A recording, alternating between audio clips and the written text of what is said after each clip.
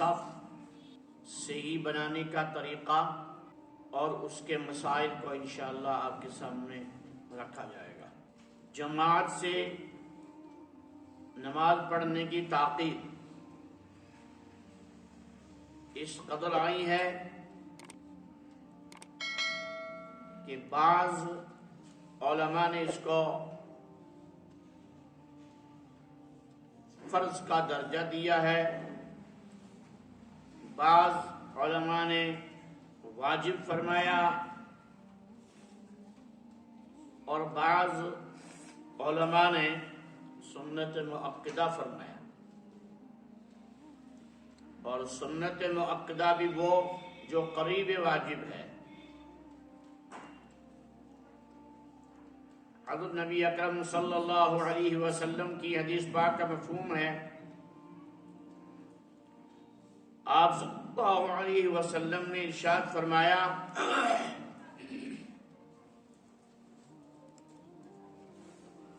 میرا دل چاہتا ہے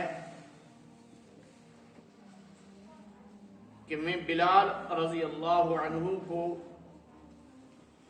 حکم دوں وہ آذان دے اور لوگ آئیں، باجماعت مسجد میں نماز ادا ہو، اور پھر اس کے بعد وہ لوگ جو مسجد میں نہیں آئے ہیں، جو مسجد شریف سے غیر حاضر رہے ہیں،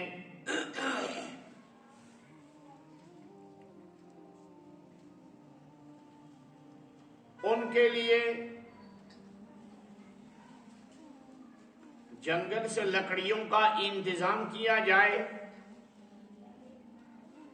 اور ایندھن بنا کر ان کے گھروں کو جلا دیا جائے۔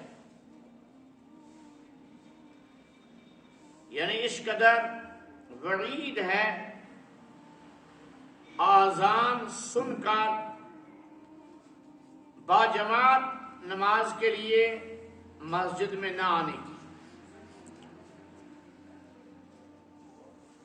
ایک حدیث میں آیا اگر لوگوں کو یہ معلوم ہو جائے کہ اول صف میں، پہلی صف میں نماز پڑھنے کی کتنی فضیلت ہے، لوگ اس پر جھگڑنے لگیں گے اور پھر قرآن اندازی پہ نوبت آئے گی، پھر قرآن ڈال کر جس کا نمبر نکلے گا وہی آگے آئے گا۔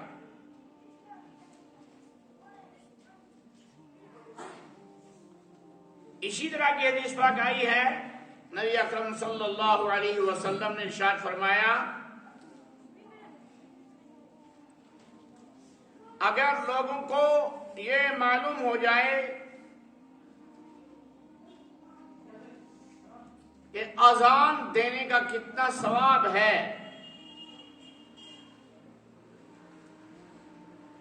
تو اس میں بھی لوگ جھگڑنے لگے اور قرآن اندازی پر نوبت آئے۔ پھر فرمایا کہ اگر لوگوں کو یہ معلوم ہو جائے کہ باجماعت نماز پڑھنے کی کتنی بڑی فضیلت ہے، بالخصوص عشاء کی نماز باجماعت پڑھنے کی، اور مسجد کی طرف اندھیریوں میں جانے کی کتنی بڑی فضیلت ہے،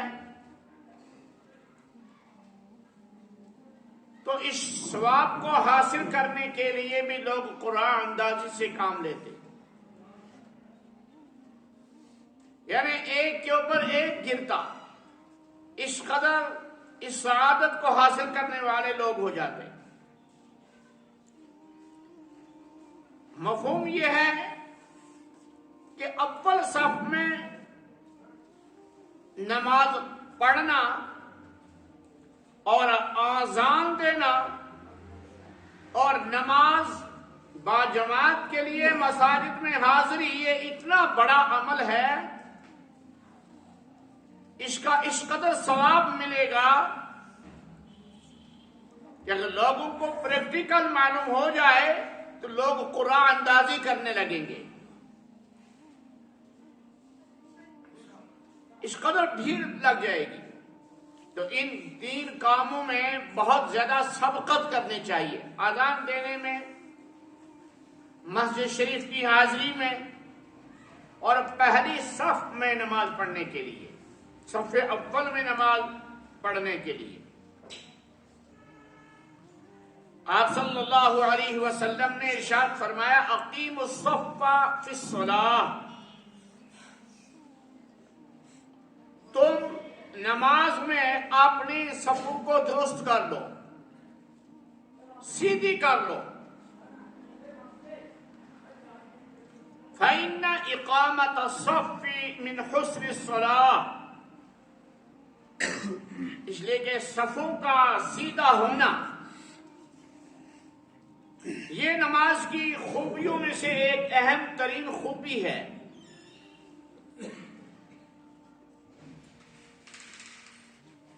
پھر حدیث میں آیا، نبی اکرم صلی اللہ علیہ وسلم نے ارشاد فرمایا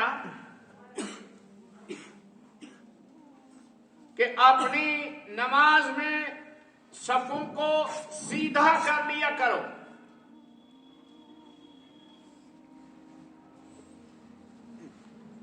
اگر تمہاری صفیں سیدھی نہیں ہوں گی تو صفوں کے سیدھا نہ ہونے کی وجہ سے اس کا وبال پڑے گا، اور وہ یہ وبال پڑے گا کہ تمہارے دلوں کے اندر ایک دوسرے کے خلاف دشمنی اور عداوت اور مخالفت پیدا ہو جائے گی. تمہارے دلوں کے اندر اختلاف پیدا ہو جائے گا. صفوں کے سیدھا ہونے اور سیدھا بنانے کی ایک اہمیت یہ بھی ہے کہ اس سے مسلمانوں کے قلوب آپس میں جڑے رہتے ہیں، آپس میں ایک دوسرے کے دلوں کے اندر محبت پیدا ہوتی ہے، انسیت پیدا ہوتی ہے، اور ایک دوسرے کی ہمدردی غمگساری کا جذبہ پیدا ہوتا ہے. اس انداز کی احادیث مبارکہ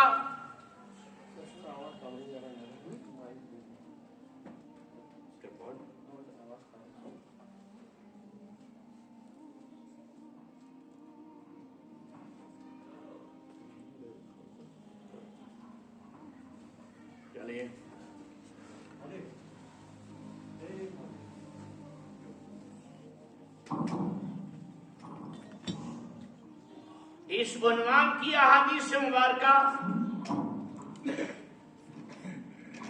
اور بھی ہیں جن احادیث کو پڑھ کر، دیکھ کر،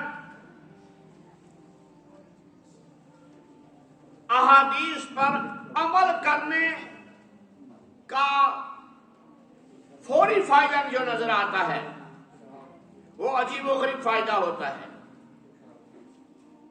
جیسے آپ صلی اللہ علیہ وسلم کے پاس ایک صحابی تشریف لائے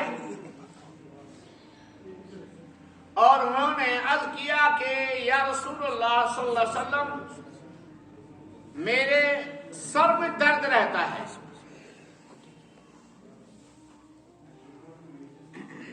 آپ صلی اللہ علیہ وسلم نے فرمایا تم کسی یتیم کے سر پر ہاتھ پھیر لیا کرو. اس کا علاج فرمایا تم کسی یتیم کے سر پر ہاتھ گھما لیا کرو.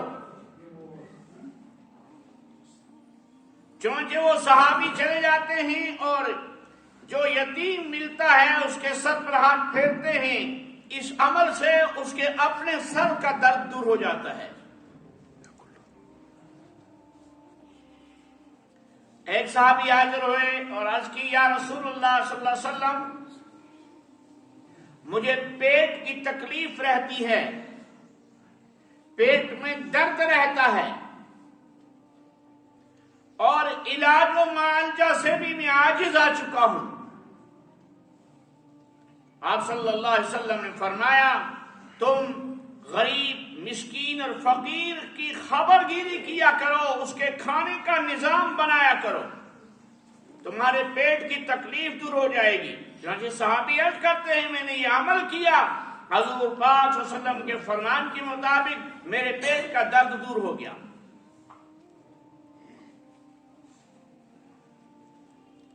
آپ صلی اللہ علیہ وسلم نے اپنے ارشادات میں ایسے بہت سارے ارشادات فرمائے ہیں جن سے عجیب و غریب فوائد معلوم ہوتے ہیں۔ تو جہاں وہ فوائد بیان کیے ہیں وہاں یہ نقصان بھی آپ صلی اللہ علیہ وسلم نے بیان فرمایا کہ اگر تمہاری صفیں درست نہیں ہوں گی نماز میں تو تمہارے دلوں کے اندر ایک دوسرے کے تئیں اختلاف پیدا ہو جائے گا، تمہارے دلوں کے اندر ایک دوسرے کے متعلق نفرتوں کی آگ بھڑک اٹھے گی۔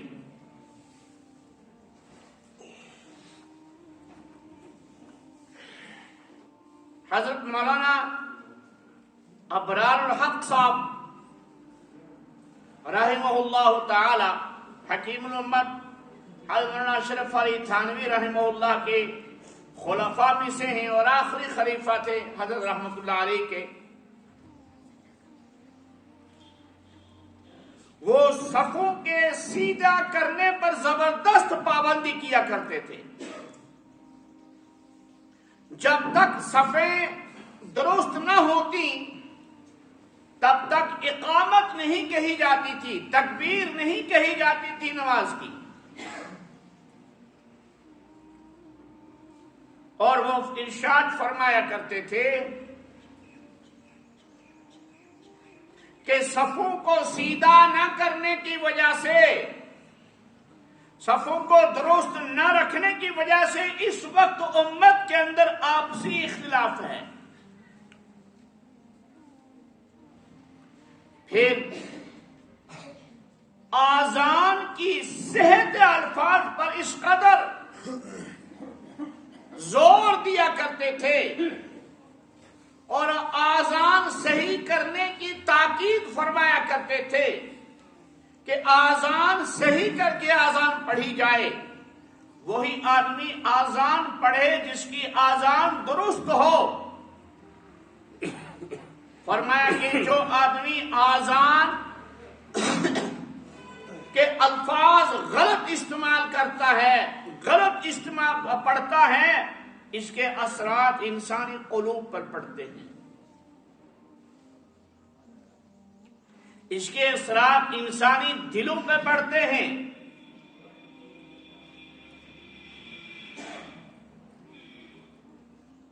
تو آپ صلی اللہ علیہ وسلم نے صفوف کے متعلق فرمایا کہ اپنی صفیں درست کیا کرو، سیدھی کیا کرو۔ عرب کے اندر نیزہ بازی مشہور تھی، تیر بازی مشہور تھی، اور تیر بازی کے لیے، نیزہ بازی کے لیے، نیزہ پھینکنے کے لیے، تیر پھینکنے کے لیے سمت سیدھی ہونی چاہیے تاکہ یہ نیزہ دائیں بائیں نہ لگے، نشانے پہ جا کر لگے۔ معارف الحدیث کتاب کے اندر حضرت مولانا محمد منظور نعمانی نور اللہ مرقدہ حدیث پاک لائے ہیں، اور اس میں مولانا فرماتے ہیں رسول اکرم صلی اللہ علیہ وسلم کی حدیث بیان فرماتے ہیں کہ آپ نے ارشاد فرمایا کہ تم اپنی صفیں اس قدر سیدھی کر لو کہ اگر تیر پھینکا جائے تو وہ سیدھے نشانے پر جا کر لگے،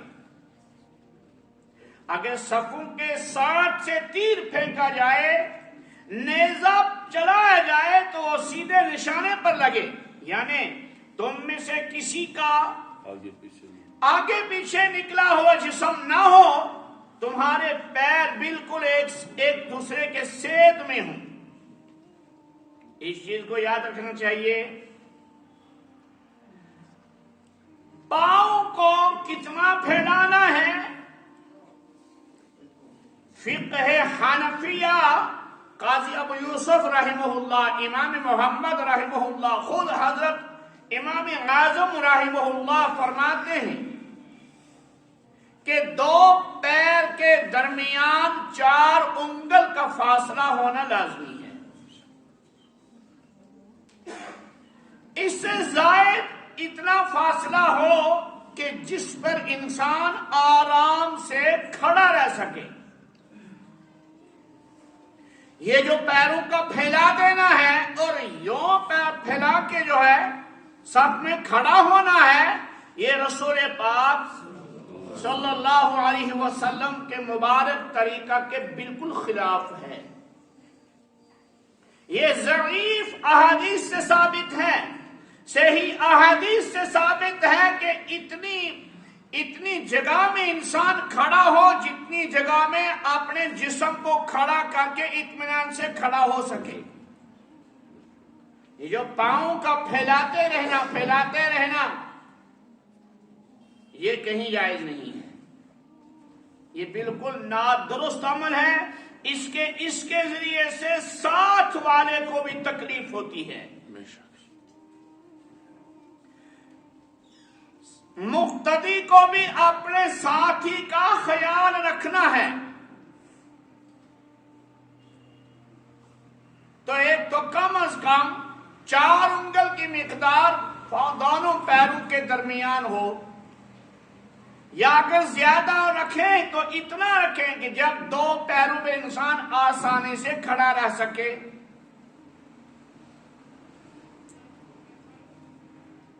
ایک تو یہ چیز، صفے بناتے وقت بعض لوگ اپنے پیروں کے پنجوں کو ملاتے ہیں، یعنی پیر کے آخری حصے کو ملاتے ہیں کہ میرا یہ پیر کا آخری حصہ انگوٹھا ساتھی کے ساتھ ملا ہوا ہو۔ یہ نادرست ہے۔ کسی کا پیر لمبا ہے، کسی کا چھوٹا ہے۔ لمبے پیر والے کے ساتھ ہم اپنا پیر جڑا لیں گے تو سب سیدھی نہیں رہے گی، ہمارا وجود آگے نکل جائے گا۔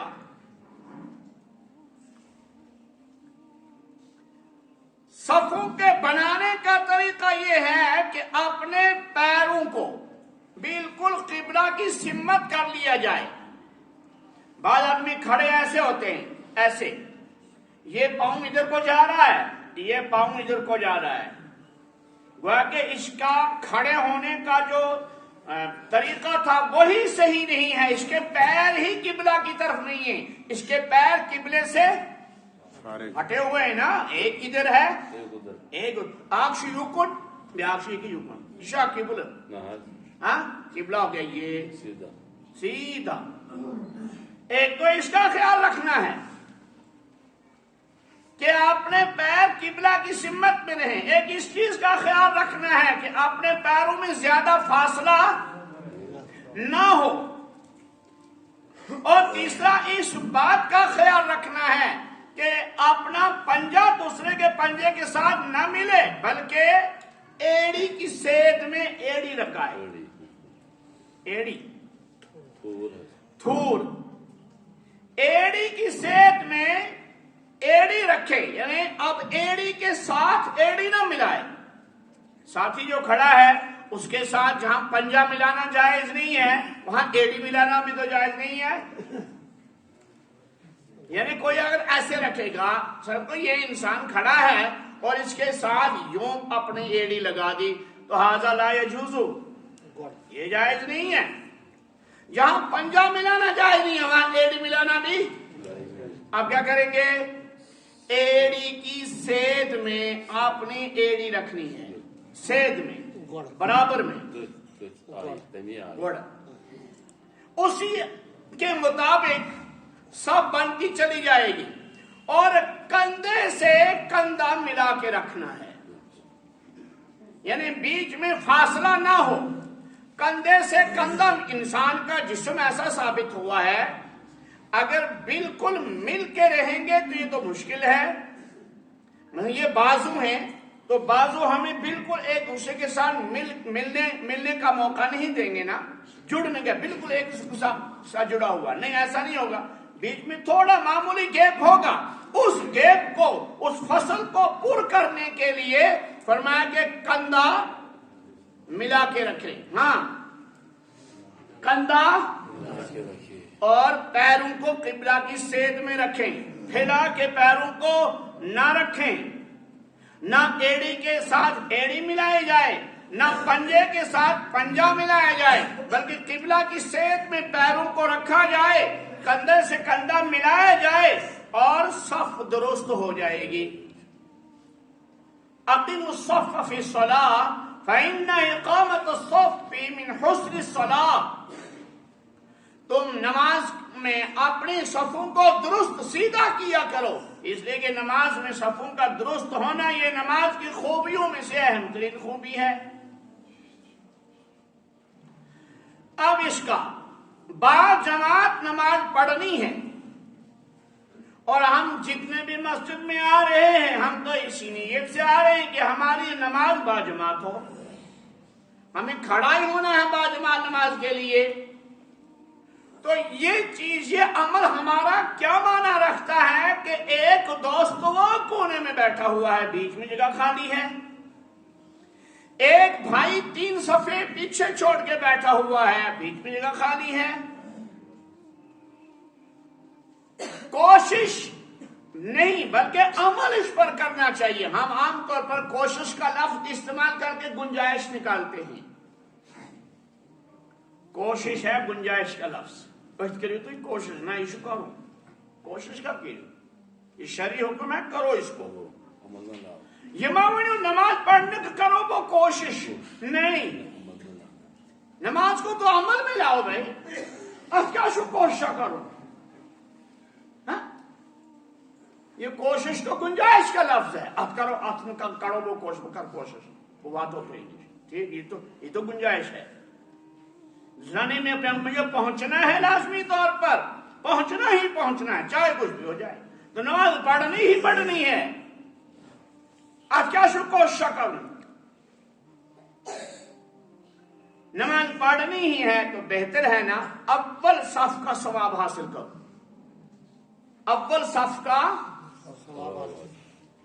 اور پہلی صف میں ثواب کتنا ہے؟ حدیث پاک میں آیا, اللہ کے حبیب دو عالم صلی اللہ علیہ وسلم نے فرمایا, اگر لوگوں کو پتہ چل جائے پہلی نماز کی پہلی صف کے ثواب کا, تو لوگ جھگڑنے لگیں گے اور اس کے اوپر قرآن اندازی کی نوبت آئے گی. اتنا زیادہ ثواب ہے پہلی صف میں نماز پڑھنے کا. تو یہ عمل کرنا چاہیے ہم میں سے ہر ایک بھائی کو, ہر ایک بزرگ کو, ہر ایک دوست کو, کہ وہ آگے والی صفوں میں نماز پڑھے, آگے والی صفوں میں آ کر بیٹھے. اب جب گنجائش ہے, مسجد شریف خالی ہے, تو پیچھے سنتے پڑھ رہے ہیں, سنتے پڑھ کے فوراً اگلی والی صفوں میں آ جائے. اگر پہلی صف پر ہو چکی ہے, دوسری صف کو پر کیا جائے, برابر کیا جائے. دوسری پر ہو چکی ہے, تیسری صف کو پر کیا جائے. تیسری پر ہو چکی ہے, چوتھی صف کو پر کیا جائے. اب لوگ آ رہے ہیں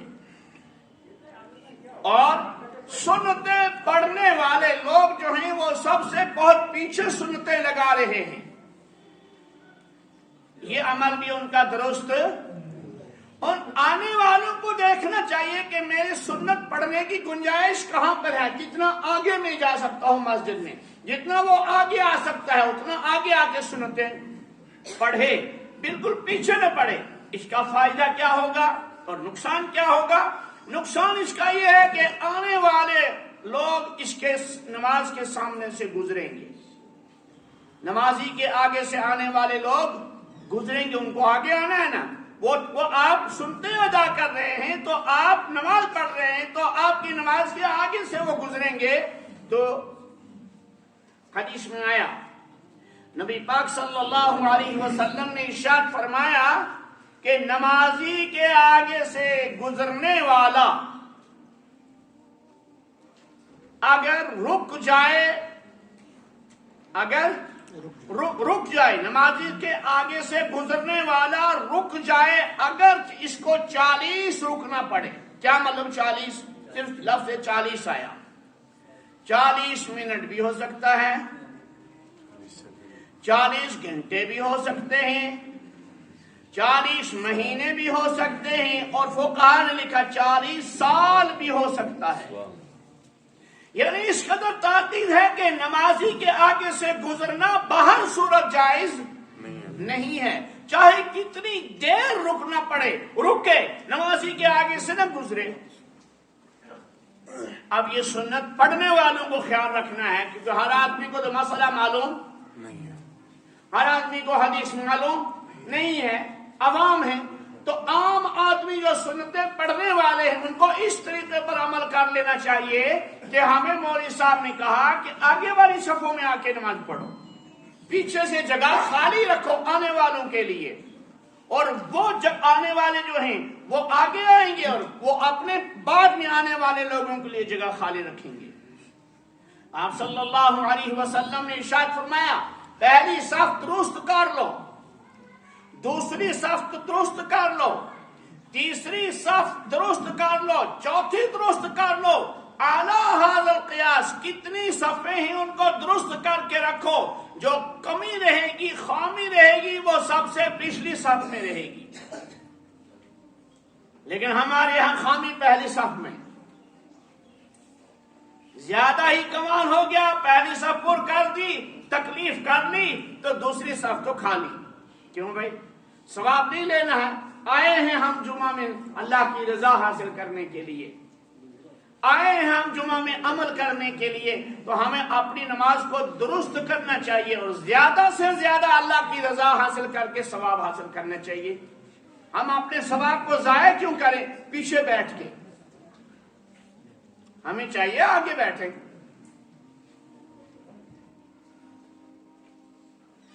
پہلی اب صفوں کی ترتیب، پہلی صف مردوں کی، اور مردوں کی جتنی صفیں بن سکتی ہیں پہلی تو ہونی ہی ہے مردوں کی. پھر مردوں کی اتنی کثرت ہے کہ دوسری صف بھی مردوں کی، تیسری بھی مردوں کی، چوتھی بھی مردوں کی. تو اس کے پیچھے مردوں سے پیچھے بچوں کی صف، ہاں مردوں سے پیچھے بچوں کی صف، اور بچوں کی صف سے پیچھے عورتوں کی صف. یہ صفوں کی ترتیب. اور عورتوں کی صف سے پیچھے، ہنسنا نہیں، عورتوں کی صف سے پیچھے خنثیوں کی صف ہوگی. جو فیملی پلاننگ کرنے والے ہیں ان کی صف عورتوں سے پیچھے ہے. ہاں بلا عذر صحت و عافیت کے ہونے کے باوجود ضبط تولید کے نظریے کے اوپر عمل کرنے والے اور کاربند رہنے والے، ان کے لیے فقہاء نے فرمایا کہ عورتوں سے پیچھے جائیں. تمہاری حیثیت عورتوں کی بھی نہیں ہے، تم مرد ہو کر عورت بنے ہو. چلیے کبھی زندہ رہے تو اس موضوع پر بولیں گے انشاءاللہ. بہت سارے موضوعات رہ جاتے ہیں، بہت ساری باتیں رہ جاتی ہیں. یہ اہم ترین موضوع ہے اس وقت کا، آج کے حالات کا. تو خنثیوں کی صف، وہ خنثی وہ لوگ جو نہ مرد ہیں نہ عورت ہیں، ان کی صف عورتوں سے پیچھے. اب جو فیملی پلاننگ والے ہیں نا، ضبط تولید کے نظریہ پر، ہم دو ہمارے دو کے نظریہ پر عمل کرنے والے، ان کو خدا کی رضاکیت پر تو یقین نہیں ہے نا. ان کو خوف ہے بچے زیادہ آگے تو کھین کہتی ہے، انو کہتی، دمو کہتی، لائیں گے کہاں سے؟ حالانکہ دینے والا اللہ، کھلانے والا اللہ، پلانے والا اللہ. جب اللہ ہی اللہ ہے تو اور کس چیز کی ضرورت ہے؟ ہر ایک آدمی اپنا رزق خود لے کر آتا ہے، ہر ایک آدمی اپنا رزق خود لے کر آتا ہے. تو ان کی صف عورتوں کی صفوں سے پیچھے، اس لیے کوشش کرنی چاہیے۔ فقیہ الامت حضرت مفتی محمود حسن گنگوہی نبر اللہ مرقدہ نے لکھا ہے، جس جگہ صف میں چھوٹا بچہ کھڑا ہو، ایسا چھوٹا بچہ جو کم عقل ہے، لا یا عقل بچہ ہے، وہ جگہ سمجھو خالی ہے، وہ جگہ سمجھو خالی ہے۔ اس لیے بچوں کو جو سب سے چھوٹے بچے ہوں ان کو پیچھے رکھنا چاہیے اور خود آگے آنے کی کوشش کرنی چاہیے۔ اس میں ایک بات اور، اگر مجھے شوق ہے پہلی صف میں بیٹھنے کا اور پہلی صف میں بیٹھ کر ثواب حاصل کرنے کا، مجھے کیا کرنا چاہیے؟ مجھے پہلے آنا چاہیے۔ میں پہلے برونٹھی ہی ہوں تو پہلی صف میں بیٹھیں گے۔ اب شوق تو ہے پہلی صف میں آنے کا، بیٹھنے کا، مگر آئے ہیں مسجد میں بہت دیر سے۔ اب وہ آ رہا ہے اس کے اوپر سے بھی، اس کے اوپر سے بھی، اس کے اوپر سے بھی، اس کو کہتے ہیں پھلانگنا، پھلنگتے ہوئے آ رہا ہے تو یہ جائز نہیں ہے۔ وہ جمعہ کی نماز کا ثواب اس کو حاصل نہیں ہوگا جو صف کو پھلنگتے ہوئے آ رہا ہے۔ حضور صلی اللہ علیہ وسلم کے پاک ارشاد کا مفہوم ہے، ایسا مفہوم ہے کہ آپ نے فرمایا وہ آدمی جہنم کی طرف جا رہا ہے جو لوگوں کی صفیں پھلنگتے ہوئے اگلی صف میں آئے۔ اگر شوق ہے تو پہلی صف میں پہلے ہی آ جائے۔ بہرحال صفوں کے بنانے کی یہ ترتیب میں نے آج آپ کے سامنے عرض کی ہے۔ مجھے امید ہے کہ انشاءاللہ آپ میری ان گزارشات پر پوری طرح عمل کریں گے اور ہمیشہ اپنی صفوں کو درست رکھ کر آگے آنے کی کوشش کریں گے اور پہلی صف کو برابر کریں گے، پھر دوسری کو، پھر تیسری کو، پھر چوتھی کو۔ یہ جو بے ضابطگی ہے یہ اچھا نہیں ہے۔ اللہ تعالی ہمیں کہنے سننے سے زیادہ عمل کی توفیق عطا فرمائے۔ وآخر دعوانا ان الحمد للہ رب العالمین۔